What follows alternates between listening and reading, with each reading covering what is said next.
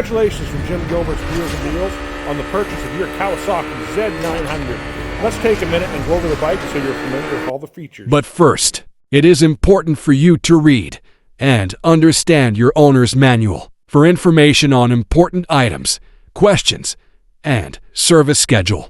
For your Kawasaki, your owner's manual serves as your go-to guide and resource you can reference at any time. Basic handlebar controls on your Z900. Engine kill switch is on your right handlebar as well as your start button. On the left handlebar, we've got low beam, high beam for the headlights, blinkers, hazard lights, horn, and the select button for your options on your screen. With the screen turned on your Z900, we see all sorts of information on the display. Our left button, if we press it, will switch between our 2 trip meters and our odometer. If we hold that button in, it will zero them. The right hand button will switch between your battery, your fuel consumption, your average fuel consumption, and your range of your fuel, your average speed, and your total time of your ride. Our display on the Z900 can also be switched to day and night mode. If I hold my right button in, it will flip to night mode, and if I hold it in again, it will flip back to day. If I hold both buttons in, it gets me to the main menu of the motorcycle. The left button will cycle between the different menus, and the right button will select which menu you want to go into. Hold both buttons to go back to the main screen. The Z900 does come with preset driving modes. If I hold down the down toggle on my selector, it will go from sport mode to road to rain to rider. When in the rider mode, I have different power modes and different settings for my Kawasaki traction control. By using my select button, if I hit that once, it will make your power button flash. Up and down will switch between low and full power.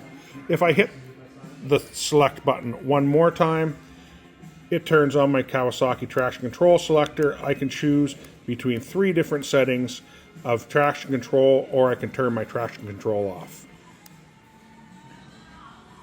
Let's have a look at the systems menu in your Kawasaki Z900. In my vehicle settings, if I hit the right button, it will bring me to my shift lamp. I can turn that on or off and determine what speed I want the shift lamp to come on. If I hold the right button, it will bring me back to the previous menu. In my display menu, I can adjust the brightness of my screen. Date and clock, I can manually switch the date and the time. In my service menu, I can turn my oil change indicator on, which will give me a message when it's time to do my regular oil changes. And when I go into my Bluetooth settings, it allows me to use the Kawasaki Rideology app to pair my phone to get all the telemetrics of my ride and for service intervals. Holding that in, we'll go back to the previous menu again. And the last menu changes my units between metric and imperial. Again, hold both buttons to bring me back to my main display screen. Regular tire pressure checks are vital for safety, handling, and tire longevity. Always consult your owner's manual for a thorough pre-ride checklist.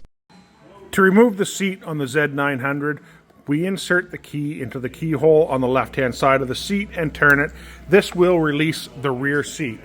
Once we have the rear seat removed, we pull this toggle that releases the driver's seat.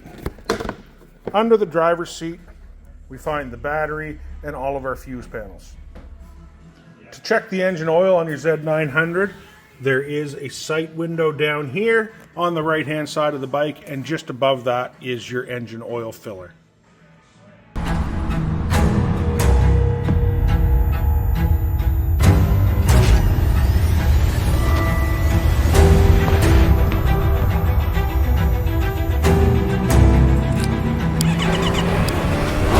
Once again, from Jim Gilbert's Wheels and Deals, we'd like to thank you for your purchase of your Kawasaki Z900. We wish you smiles for miles and let the good times roll.